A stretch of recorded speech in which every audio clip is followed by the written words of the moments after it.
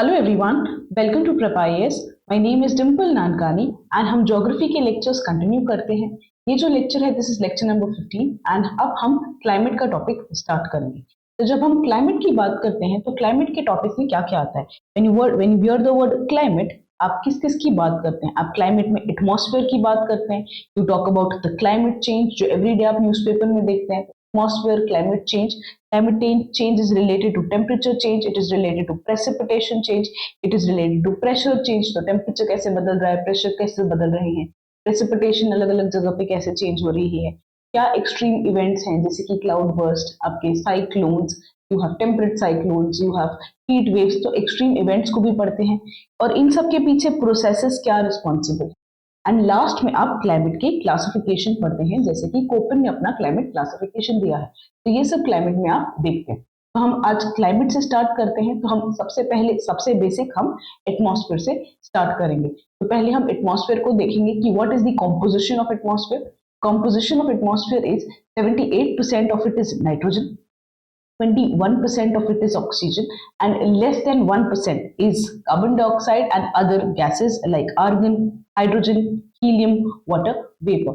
0.93% आपका होता है argon. Then you have 0.03% as the carbon dioxide. तो ये सब आपके आपके ऑक्सीजन बनते हैं। लेस देन 1% ही आपका बाकी होता है। 78% नाइट्रोजन है और 21% का ऑक्सीजन है। तो ये तो कंपोजिशन ऑफ एटमॉस्फेयर है, which is your NOACH, nitrogen, oxygen, argon, carbon dioxide and hydrogen, helium. Moving on, एक बार कॉम्पोजिशन से अब हम इसको समझते हैं कि ये कॉम्पोजिशन क्यों आया है, क्यों अर्थ का एटमॉस्फेयर इतना यूनिक है, ऐसे क्या प्रोसेसेस हुए थे जो आपके अर्थ के एटमॉस्फेयर को इतना यूनिक बनाते हैं। First process is this stage. जब अर्थ एक हॉट नेब्यूला था, हॉट फेज में था, तब उनका जो प्री मॉडल एटमॉस्फेयर है वो लूज हो गया था। Pre model atmosphere in the form of hydrogen, in the form of helium. तो हाइड्रोजन और helium was lost by the in the atmosphere. After the loss of the pre model atmosphere, पहले तो hot nebula था, pre model atmosphere था hydrogen और helium. फिर क्या हुआ, ये प्री मॉडल एटमॉस्फेयर लॉस हो गया। क्यों? क्योंकि हाइड्रोजन और हीलियम बहुत ही लाइट गैसेस हैं और अर्थ की ग्रेविटी उनको पकड़ नहीं पाई थी। इसके अलावा सोलर विंड्स ने भी हाइड्रोजन और हीलियम को जाने दिया था, बिकॉज सोलर विंड्स का काफी इंपैक्ट था in the inner planets like mercury, Venus, earth and Mars. तो तीसरी फेज आई थी, वो आई थी डी गैसिंग की, जब अर्थ के अंदर से काफी सारी गैस रिलीज हो रही थी जैसे कि carbon dioxide and the water vapour and the ammonia. तो ये water vapour plus carbon dioxide plus ammonia release हुआ था जब डी गैसिंग हो रहा था। डी गैसिंग के बाद क्या हुआ, जैसे वाटर वेपर रिलीज हो रहा है, वाटर वेपर ऊपर जाएगा और ये वाटर वेपर कन्वर्ट हो जाएगा और वाटर ड्रॉपलेट में। तो vapour gets convert to into droplet. Water vapour droplet में कन्वर्ट हो रहा है, जैसे वेपर जा रहा है ऊपर जा रहा है, ठंडा हो रहा है, ठंडा होने के बाद वाटर ड्रॉपलेट में हो रहा है, फिर नीचे आ रहा है, गर्म हो रहा है, फिर वेपर बन रहा है, फिर ऊपर जा रहा है, ठंडा हो रहा है, फिर नीचे आ रहा है, गर्म हो रहा है, फिर ऊपर जा रहा है, ठंडा हो रहा है। इस प्रोसेस में, जिसको आप इवेपोरेशन प्रेसिपिटेशन का साइकिल कहते हैं, इस प्रोसेस में वो कार्बन डाइऑक्साइड को मिला लेता है और ये कार्बन डाइऑक्साइड से आपका बन जाता है oceans. So oceans actually form. So what is happening? In the fourth stage, there is a cycle of evaporation and precipitation, and this carbon dioxide starts accumulating in the ocean. तो इस carbon dioxide ocean में accumulate होता है और ये जो ammonia है, ये stuck, your UV rays strikes ammonia and it converts ammonia into nitrogen. It converts ammonia into hydrogen. तो आपका हाइड्रोजन तो फिर से लूज हो जाता है, बट आपका अमोनिया जो है वो स्प्लिट जब हुआ है नाइट्रोजन और हाइड्रोजन में, हाइड्रोजन तो इवेपोरेट हो जाएगा बट आपका नाइट्रोजन बढ़ता जाएगा। नाइट्रोजन बहुत ज्यादा रिएक्ट नहीं करता है, इसलिए नाइट्रोजन आपका सबसे ज्यादा पाया जाता है अराउंड 78%। तो अब हमें ये समझ आया कि 78% नाइट्रोजन कैसे आया। हमें ये भी समझ आया कि कार्बन डाइऑक्साइड क्यों इतना ओशन में नहीं मिलता है। कार्बन डाइऑक्साइड सिर्फ 0.03% ही मिलता है, क्योंकि बाकी सारा कार्बन डाइऑक्साइड कहाँ चला गया, ओशन वाटर्स में। Then if I talk about, तो ऑक्सीजन कैसे आए, in your oceans you have the development of the life यहाँ पे डेवलप होना स्टार्ट हुआ है। जैसे लाइफ आपका डेवलप हो रहा है, as the life starts developing, life takes up CO2 and life releases your O2. So the ocean water gets saturated with oxygen and एक बार ocean water saturate हो जाता है ऑक्सीजन में तो ocean अब किसका पार्ट बन जाता है, आपके एटमॉस्फेयर का. तो ocean becomes a part of the atmosphere. इसलिए एटमॉस्फेयर में 21% ऑफ ऑक्सीजन है. तो कार्बन डाइऑक्साइड वाटर में एक्यूमुलेट होता है और ओशन वाटर में बन जाता है और साइनोबैक्टीरिया आता है आपके ओशंस में, कार्बन डाइऑक्साइड को यूज करता है और ऑक्सीजन को बाय प्रोडक्ट देता है ओशन में. एक बार ओशन सैचुरेट हो जाता है तो ऑक्सीजन बन जाता है part of the atmosphere. Oxygen becomes the part of your atmosphere. So this is about the formation of the atmosphere. क्या है? 78% of nitrogen, 21% of oxygen and less than 1% of the other gases. ये कैसे बनता है? ये इस process से बनता है. हम अगर एटमॉस्फेयर को पढ़ना चाहें तो हम अलग अलग तरीके से एटमॉस्फेयर को पढ़ सकते हैं. एक टाइप जिसमें आप एटमॉस्फेयर को पढ़ सकते हो या एटमॉस्फेयर को लेयर कर सकते हो वो है आपका troposphere, stratosphere, mesosphere and thermosphere. अब बहुत ध्यान से देखिए इस पिक्चर को. ये पिक्चर में काफी सारी इंफॉर्मेशन रिवील हो रही है. ट्रोपोस्फेयर आप देख सकते हैं कि उसका हाइट अराउंड एवरेज दिखाया हुआ है 10 किलोमीटर. यहाँ पे आपके क्यूमुलोनिम्बस क्लाउड्स होते हैं. इसमें आपका कमर्शियल जेट फ्लाई करता है. यहाँ पे आपके स्ट्रैटोक्यूमुलस क्लाउड्स भी हो सकते हैं, सिरस क्लाउड्स भी हो सकते हैं. तो ट्रोपोस्फेयर में आप देखेंगे सिरस क्लाउड है, स्ट्रैटोक्यूमुलस क्लाउड है और क्यूमुलोनिम्बस क्लाउड है. तो this was what, this was your troposphere. इसके ऊपर अगर हम देखते हैं तो आता है स्ट्रैटोस्फेयर. स्ट्रैटोस्फेयर जो लेयर होती है इसमें आप देखेंगे एक बहुत ही पॉपुलर लेयर है, that is your ozone layer. ये ओजोन लेयर आपको स्ट्रैटोस्फेयर में दिख रही है. आप देखेंगे कि ओजोन लेयर के ठीक नीचे ही आपके प्लेन्स दिख रहे हैं. स्ट्रैटोस्फेयर के लोअर स्ट्रैटोस्फेयर में प्लेन दिख रहा है. वेदर बलून भी दिखता है आपको स्ट्रैटोस्फेयर में. इसके और ऊपर जाते हैं तो ये होता है स्ट्रैटोस्फेयर होता है आपका अराउंड 50 किलोमीटर्स तक. इसके और ऊपर जाते हैं तो आपको ओजोन, आपको मीसोस्फेयर दिखता है. मीसोस्फेयर में आप देखोगे कि स्प्राइट्स बर्न हो रहे हैं, मीटियोर बर्न हो रहे हैं, आपका साउंडिंग रॉकेट यहाँ तक जाता है. ये आपका नॉक्टिल्यूसेंट क्लाउड्स आपको दिखेंगे मीसोस्फेयर में. इसके ठीक ऊपर आप जाएंगे तो आपको दिख जाएगा थर्मोस्फेयर. तो हम अगर एटमॉस्फेयर को स्ट्रक्चर करें, हम लेयर्स करें तो हमारी troposphere, we have stratosphere, we have mesosphere, we have thermosphere. जैसे जैसे आप देख रहे हैं कि जैसे जैसे आप ऊपर जाएंगे इन दी ट्रोपोस्फेयर टेम्परेचर घट रहा है, स्ट्रेटोस्फेयर में टेम्परेचर बढ़ रहा है, मीसोस्फेयर में टेम्परेचर घट रहा है और थर्मोस्फेयर में वापस से टेम्परेचर बढ़ रहा है. इसको हम बोलते हैं layering of the atmosphere. Falling temperature, increasing temperature, reducing temperature, again increasing temperature.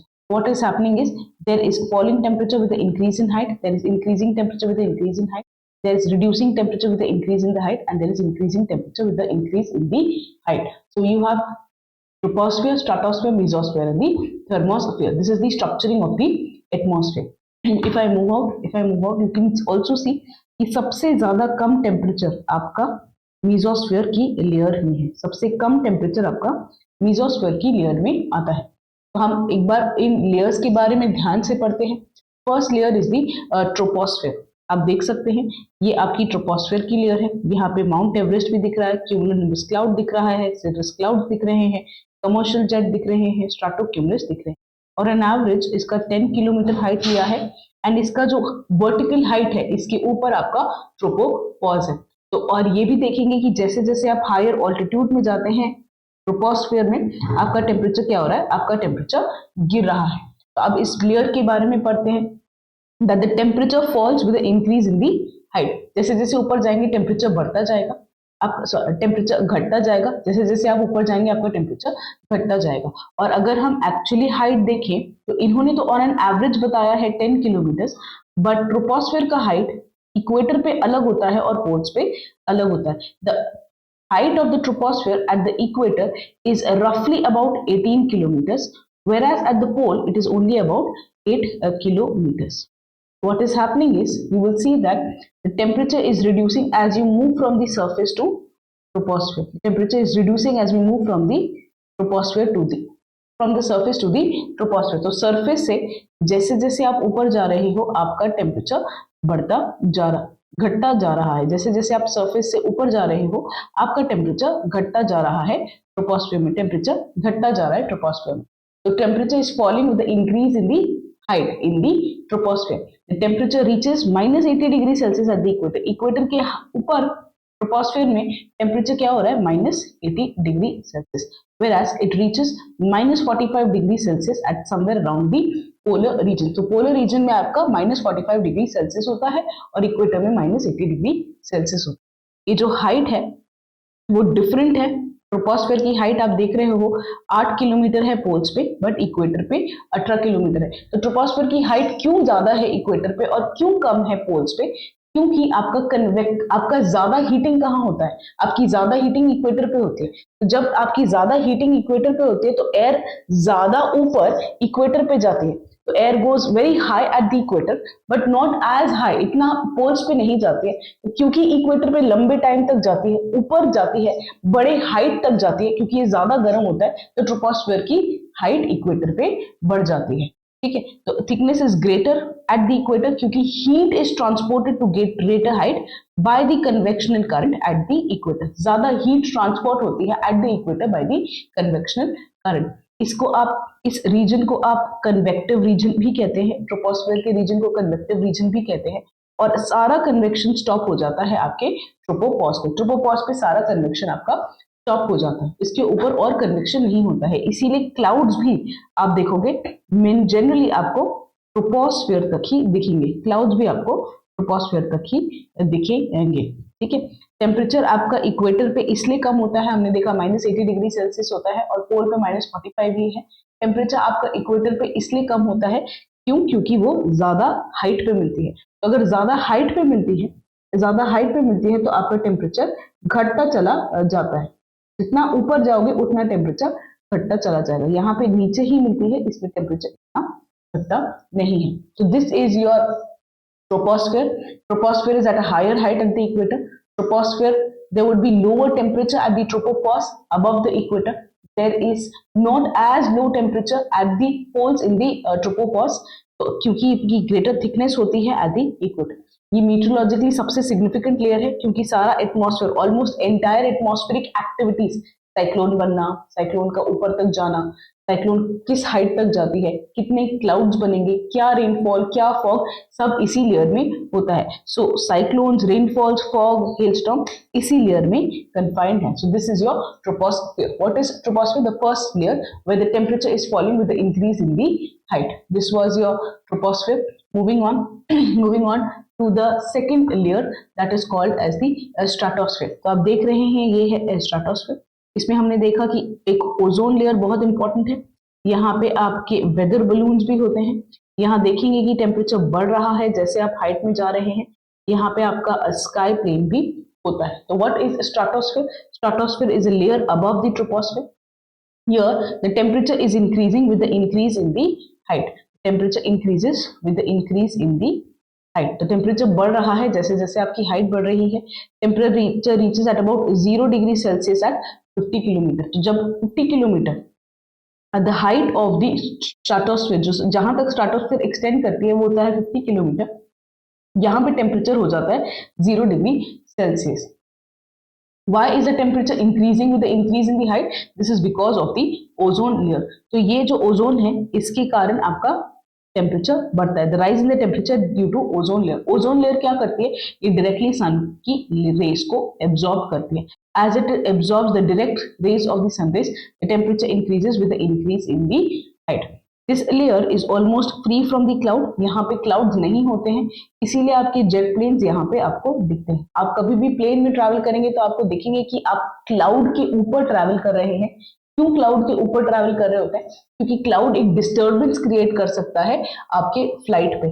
Cloud जो है उसके ऊपर आप ट्रैवल करते हैं तो आपकी फ्यूल एफिशिएंसी भी काफी अच्छी होती है। तो क्लाउड कहाँ है? क्लाउड जनरली आपके ट्रोपोस्फीयर में है। तो आप ऊपर ट्रैवल कर रहे हैं यानी क्या आप स्ट्राटोस्फीयर में ट्रैवल कर रहे हैं। क्योंकि ये क्लाउड से फ्री होता है, कोई वेदर एक्टिविटी नहीं होती है, इसलिए ये डिस्टर्बेंस भी नहीं क्रिएट करते और फ्यूल एफिशिएंसी भी अच्छी होती है।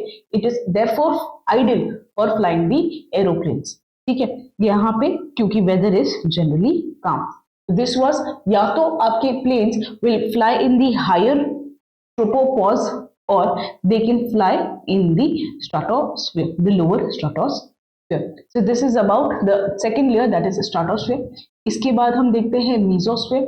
अब देख रहे हैं मीजोस्फीयर में जनरली एक बहुत इंपॉर्टेंट कंसेप्ट होता है कि आपका मीटियोर बर्न होता है. तो ये था ट्रोपोस्फीयर, ये था ओजोन स्फीयर, ये है स्ट्रेटोस्फीयर. अब हम देखते हैं मीजोस्फीयर. यहाँ पे मीटियोर जो होते हैं आपके बर्न होते हैं. ये कहाँ तक लाई करती है? This lies up to your 80 kilometre और 85 kilometre. So this lies up to 80 kilometer. The meteor burn in this layer. यहाँ पे टेम्परेचर कम होता है जैसे जैसे आप हाइट से जाते हैं. ट्रोपोस्फीयर में भी कम होता है, स्ट्रेटोस्फीयर में बढ़ता है और वापस मीजोस्फीयर में आपका कम होता है. Temperature drops with the increase in the altitude up to mesopause. Mesosphere सबसे ठंडा है and it becomes -85 degree Celsius at the mesopause. Just above the mesopause the air is very cold, क्योंकि इतनी ठंडी होती है और ये मीटियोर की डस्ट आती है. तो ये मीटियोर की डस्ट और ये इतना ठंडा लेयर है कि ये मीटियोर की डस्ट क्या हो जाएगी? कंडेंस हो जाएगी. कंडेंस होने के बाद आपको कैसा क्लाउड देगी? ये आपको पोलर मेसोस्फेरिक नॉक्टिल्यूशन क्लाउड देती है. ये क्यों बनता है? क्योंकि dust from the meteor plus the cold layer combine together to form a cloud called as the noctilucent cloud. So this was the third layer, that is your mesosphere. Fourth layer जो है आपकी, वो है आपकी thermosphere. उसके ऊपर आती है एक्सोस्फेयर. थर्मोस्फेयर क्या होता है? यहाँ पे अब आपका टेम्परेचर इंक्रीज होगा with increase in the height. Thermosphere इतनी गर्म होती है कि यहाँ पे जो आपका एटमॉस्फेयर है ये आयंस में बढ़ जाता है. तो थर्मोस्फेयर में क्या हो रहा है? टेम्परेचर इंक्रीज होता है with increase in the height, क्योंकि यहाँ पे भी रेडिएशन आती है और ये इसका एटमॉस्फेयर टर्न्स इनटू आयंस, इसलिए इसको आयनोस्फेयर भी कहते हैं. ये 80 किलोमीटर टू 400 किलोमीटर तक आपकी एक्सटेंड करती है आपकी थर्मोस्फेयर. यहाँ पे एटमॉस्फेयर बहुत ही रैरिफाइड होता है, यानी यहाँ पे एयर मॉलिक्यूल्स बहुत ज्यादा होते नहीं है. Very less air molecules are present in the thermosphere. Therefore लोगों को हीट फील नहीं होती. अगर टेम्परेचर बढ़ भी गया है तब भी आपकी हीट नहीं फील होगी. यहाँ पे इसी जगह पे आप इंटरनेशनल स्पेस स्टेशन और आपकी सैटेलाइट को ऑर्बिट करते हो. International space station and satellite orbit in this layer. इसी लेयर में आपको ऑरोरास भी दिखते हैं. हमने ऑरोरास पढ़ा था जब हमने जियोमैग्नेटिज्म देखा था कि जियोमैग्नेटिक लाइंस रिएक्ट करती है अर्थ के एटमॉस्फेयर पे और आयंस के साथ, और आपको ऑरोरास ब्राइट लाइट दिखती है. कौन से लेयर में दिखती है? वो थर्मोस्फेयर में दिखती है. और यहाँ पे बेसिकली हमने देखा कि 80 to 400 किलोमीटर पे होता है.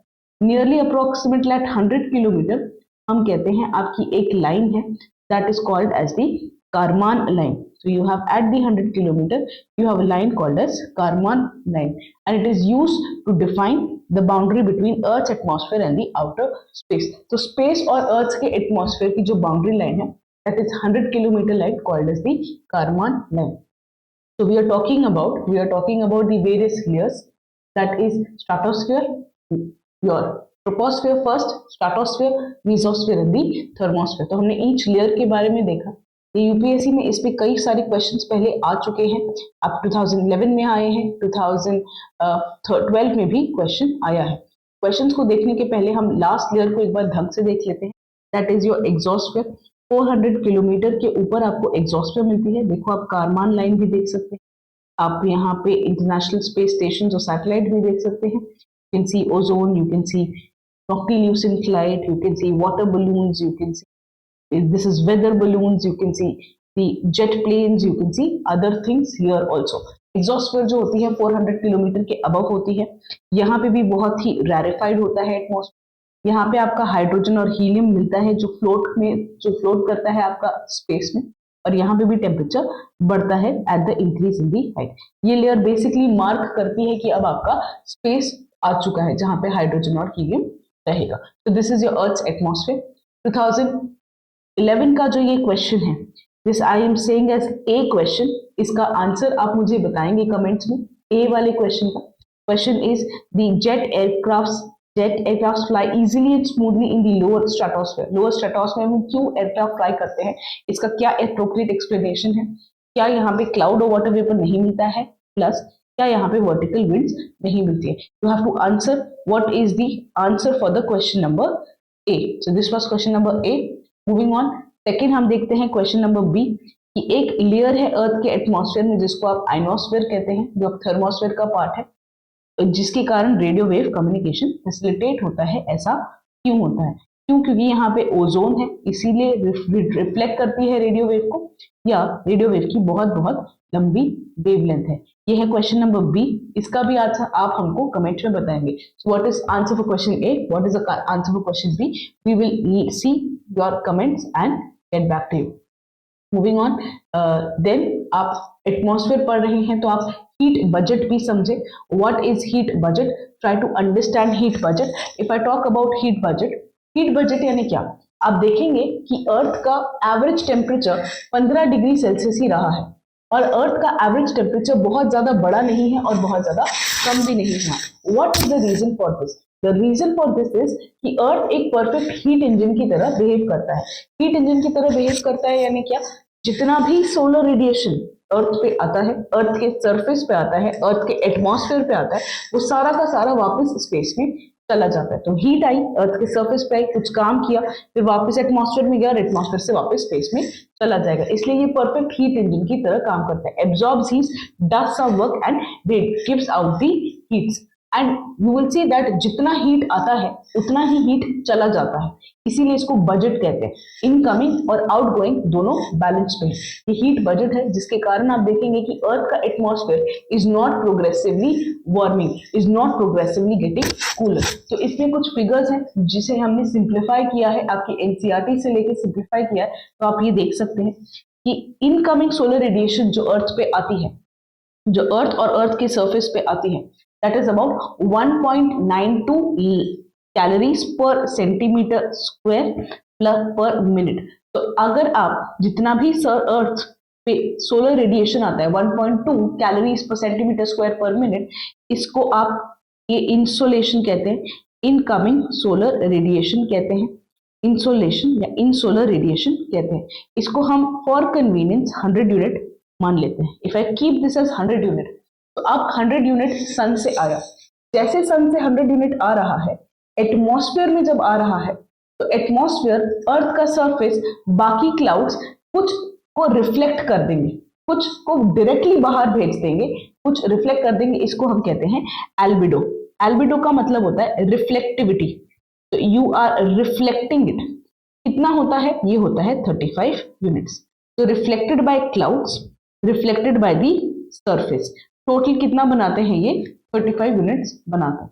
तो 100 यूनिट आया, उसमें से 35 पहले ही चला गया, रिफ्लेक्ट हो गया, और 15 यूनिट आपका ओजोन एब्जॉर्ब कर लेता है। तो 15 ओजोन एब्जॉर्ब करता है, इसलिए आपने देखा कि स्ट्रेटोस्फेयर का क्या होता है, टेम्परेचर बढ़ता है with the increase in the height.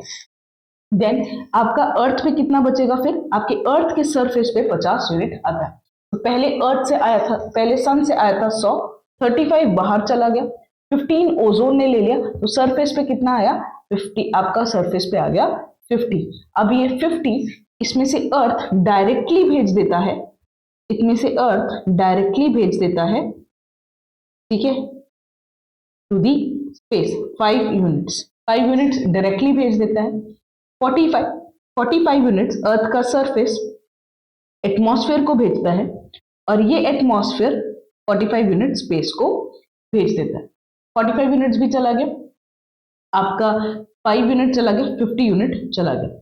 जो ये 15 ओजोन ने एब्जॉर्ब किया था, ये भी ओजोन वापस भेज देता है टू दी स्पेस। तो स्पेस से 100 यूनिट आया, कुछ एटमॉस्फेयर ने एब्जॉर्ब किया और बाहर भेज दिया, कुछ अर्थ के सरफेस ने एब्जॉर्ब किया फिर कुछ बाहर भेज दिया, और कुछ उसने सरफेस ने एटमॉस्फेयर पे भेजा और एटमॉस्फेयर ने फिर बाहर भेज दिया टू द स्पेस। यही है, आप देखोगे ये जितने 100 यूनिट्स आए थे, पूरे के पूरे 100 यूनिट्स बाहर चले गए। This is nothing but your heat budget. Moving on to the next topic discussion, that is your greenhouse gas effect. To explain greenhouse gas effect, I will use a very simple example. If अगर अभी कभी car में आप गए हैं, if you have ever been in a car in a summer, in the summer जब आप car के अंदर आते हैं, समझो आपकी कार है जो कि समर में बाहर धूप में खड़ी है, तो जैसे आप कार के अंदर आते हैं तो आपको काफी गर्म फील होता है। ये क्यों होता है? क्योंकि आपके अंदर, कार के अंदर जो गैसेस थी, आपकी कार के अंदर जो गैसेस थी, वो आपकी कार के अंदर के एयर को गर्म करती है। और आप देखेंगे कि सबसे ज्यादा गर्म होता है या तो स्टीयरिंग या तो सीट, क्योंकि वो सबसे ज्यादा हीट एब्जॉर्ब करता है। इसको क्या कहते हैं, इस पूरे प्रोसेस को, जैसे आप कार के अंदर जाते हैं इतना गर्म फील करते हैं, ये गैसेस जो है ये काम कर रही है, ये इसलिए हो रहा है, इसको पूरे प्रोसेस को आप कहते हो green house gas effect. What is happening is, suppose this is your car surface. Okay, you have the sun coming, the sun giving the heat, the sun giving the heat, the atmosphere here, ये जो atmosphere है ये incoming solar radiation को heat नहीं करता है, ये surface को हीट करता है. ये क्या करता है, ये सरफेस को हीट करता है, ये सरफेस को हीट करता है और ये इनकमिंग सोलर रेडिएशन को एब्जॉर्ब नहीं करता है. ये आपका atmosphere is a transparent to incoming solar radiation. Incoming solar radiation किसको हीट करती है, अर्थ के सरफेस को हीट करती है. अब फिर क्या होता है, जैसे इसको आप स्टेयरिंग मान लिया, इसको आप कार की सीट मान लिया, और ये सरफेस या ये स्टेयरिंग अब वापस से हीट देगा. It is now giving up the heat to the atmosphere. It is now giving up the heat to the atmosphere, giving up the heat to the atmosphere, giving up the heat to the atmosphere. और ये atmosphere then absorbs, ये atmosphere then absorbs the heat given up by the surface. तो atmosphere directly sunray से heat नहीं हो रहा, atmosphere surface को heat कर रहा है, ये surface वापस heat दे रहा है. अब एटमॉस्फेयर इस सरफेस से आई हुई हीट को एब्जॉर्ब कर रहा है. यही रीजन है कि आप देखेंगे कि ट्रोपोस्फेयर में, जो ट्रोपोस्फेयर होता है इसमें कई सारी आपकी ग्रीन हाउस गैसेस होती हैं. तो ट्रोपोस्फेयर आपकी इनकमिंग सोलर रेडिएशन को एब्जॉर्ब नहीं कर रही है, ये सरफेस से जो रेडिएशन है जिसको हम टेरेस्ट्रियल रेडिएशन है उसको एब्जॉर्ब कर रही होती है. इसीलिए आप देखेंगे कि जितना आप सरफेस से दूर जाओगे, ना आप सरफेस से दूर जाओगे उतना क्या होगा, आपका हीट कम होता जाएगा, उतना आपका टेम्परेचर कम होता जाएगा. ये सबसे गर्म रहेगा क्योंकि ये सरफेस के पास है. जितना सरफेस से दूर जाओगे आपका टेम्परेचर क्या होता है, कम होता है. ये कौन सी गैसेस हैं, ये ग्रीन हाउस गैसेस है. Green house gases are what, they are transparent, they do not absorb, they are transparent to the incoming solar radiation and they are opaque, that means they are absorbing the terrestrial radiation, the radiation from the Earth. क्यों, क्योंकि जो incoming solar radiation है इनकी wavelength क्या होती है, इनकी wavelength बहुत कम होती है, वो एब्जॉर्ब नहीं कर पाते. अर्थ में जो आपकी रेडिएशन एमिट होती है उसकी वेवलेंथ बहुत ज्यादा होती है, इसलिए वो एब्जॉर्ब कर लेती है. इसको आप ग्रीन हाउस गैस इफेक्ट कहते हैं. अगर ग्रीन हाउस गैस इफेक्ट नहीं हुआ होता तो अर्थ इतना ठंडा होता कि उस पर लाइफ पॉसिबल नहीं होती. ग्रीन हाउस गैसेस के कारण ही आपकी अर्थ पे लाइफ पॉसिबल. क्या होता है green house gas effect, you will see that the solar radiation passes clear through the atmosphere, पूरा एटमॉस्फेयर को हो रहा है. Most of the radiation is absorb by the earth surface, ये सरफेस को एब्जॉर्प्शन हो रहा है और ये अर्थ का सरफेस गर्म होता है. द सोलर रेडिएशन, ठीक है, the earth surface now would infrared emit करता है, is emitted from the earth surface. ये जो इंफ्रारेड रेडिएशन है ये एटमॉस्फेयर एब्जॉर्ब करता है और फिर वो अर्थ को वार्म करता है, अर्थ के सरफेस को भी और लोअर एटमॉस्फेयर को भी. ठीक है, this is what is called as the green house gas effect. Green house gases कौन सी होती हैं, you have green house gases in the form of carbon dioxide, methane, nitrous oxide, hydrofluorocarbon, perfluorocarbon, sulfur hexafluoride, and you have nitrogen trifluoride. So you have these 6 as the major gases. You have carbon dioxide, water vapor, you have methane, you have sulfur hexafluoride, you have hydrofluorocarbons, and you have the perfluorocarbons. These are the major greenhouse gases. अब हम carbon dioxide बढ़ा रहे हैं, green house gases बढ़ा रहे हैं अपने atmosphere में, इसीलिए आपका अर्थ बहुत ज्यादा वार्म हो रहा है. इसी को इसलिए हम कहते हैं ग्लोबल वार्मिंग. ये 2012 में क्वेश्चन पूछा है that normally the temperature decreases with the increase in the height from the earth surface. यानी ये ट्रोपोस्फेयर की बात कर रहा है कि नॉर्मली जैसे आप सरफेस से जाओगे आपका टेम्परेचर कम होता है. Why? Because the atmosphere can be heated upwards only from the Earth's surface. There is more moisture in the upper atmosphere, water vapour ज्यादा होता है अपर एटमॉस्फेयर में, एयर लेस डेंस होती है अपर एटमॉस्फेयर में। इस के लिए आप करेक्ट आंसर बताएंगे। This is your question number C. We will wait for the answer for the question number A, B and C. Moving on, इसके बाद एक बहुत इंपॉर्टेंट फिनोमेना है called as the temperature inversion. So what were we looking? We were looking at temperature inversion. What is temperature inversion? हमने देखा कि normally आपका क्या होता है, नॉर्मली आपका ट्रोपोस्फेयर में आपका टेम्परेचर क्या होगा, जैसे जैसे आप हाइट में जाएंगे आपका टेम्परेचर कम होगा, that is the temperature is reducing with the increase in the height. With the increase in the height, the temperature is reducing. This is normal conditions. But suppose आप ऐसा कंडीशन इमेजिन करें जहां पे temperature बढ़ रहा है with the increase in the height, temperature is increasing with the increase in the height, this is called as what, temperature inversion. Why does this happen, what is the phenomena, what is the effect, इसको हम समझते हैं। तो temperature inversion क्या होता है, temperature generally normally decrease करता है with the increase in the height, इसको आप नॉर्मल लैप्स रेट कहते हो।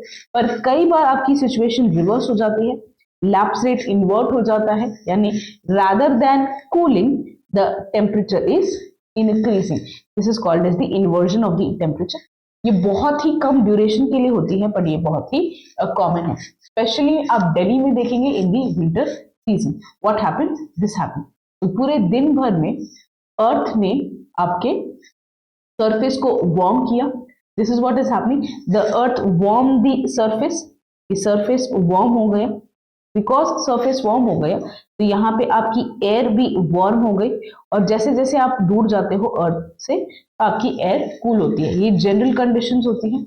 बट जब सन ढल जाता है, रात में जब रात होती है, the surface becomes quite cool, surface क्या हो जाएगा, सरफेस बहुत ही कूल हो जाएगा, जिसके कारण क्या होगा, ये जो एयर जो सरफेस के साथ कांटेक्ट में है वो हो जाएगी कूल, और वार्म एयर आ जाएगी ऊपर।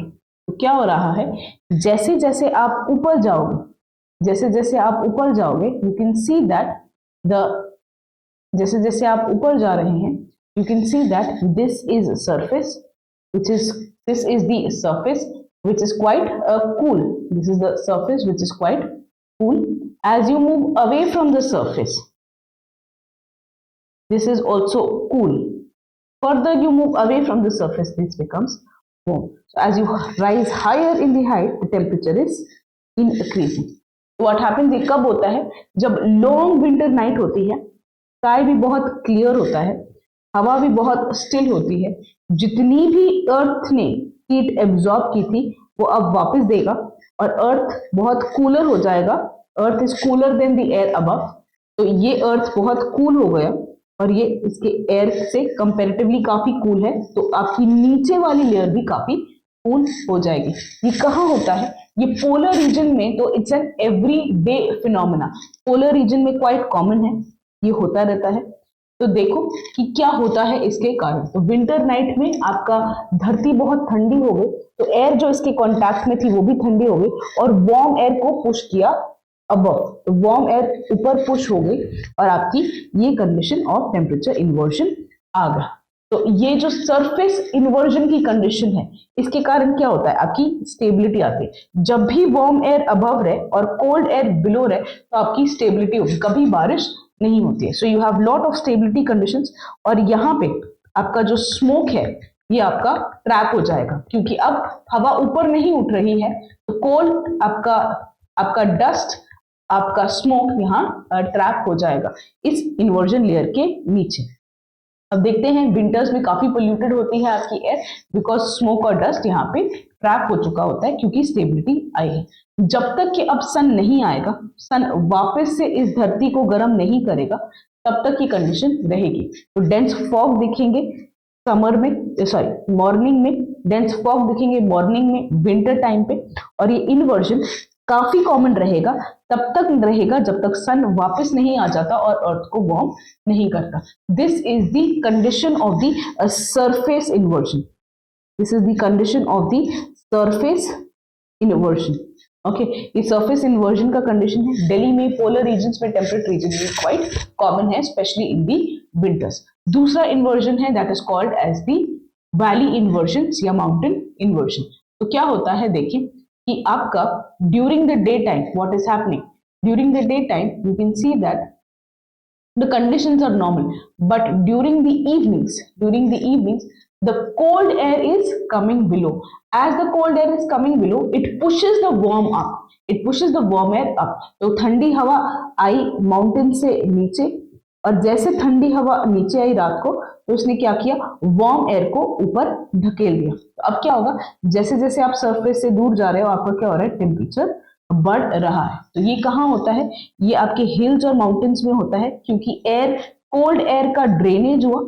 Cold air at the hill and the mountains during the night और flows under the influence of gravity के इन्फ्लुएंस में ऐसे आई, और आपकी हेवी और डेंस एयर, तब क्या हुआ, कोल्ड एयर हेवी और डेंस थी तो इसीलिए वो नीचे गई और उसने वार्म एयर को ऊपर पुश किया। इसको आप एयर ड्रेनेज भी कहते हैं, और इसके कारण आपके जो प्लांट्स हैं वो आपके फ्रॉस्ट डैमेज से कई ज्यादा बच जाते हैं। इसमें फ्रॉस्ट नहीं जमती है प्लांट्स पे, स्पेशली जो वैली पे होते हैं। तो ये कुछ बेसिक्स थे आपके क्लाइमेट के कि एटमॉस्फेयर क्या है, कैसे कंपोज्ड है, क्या प्रोसेस था एटमॉस्फेयर के फॉर्म होने का, क्या लेयरिंग है एटमॉस्फेयर की। हमने 3 प्रीवियस ईयर क्वेश्चंस भी देखे, what is heat budget, what is a green house gas, and we also understood about the phenomena of the temperature inversion. I hope you like this video. For more such video, stay tuned. Bye bye.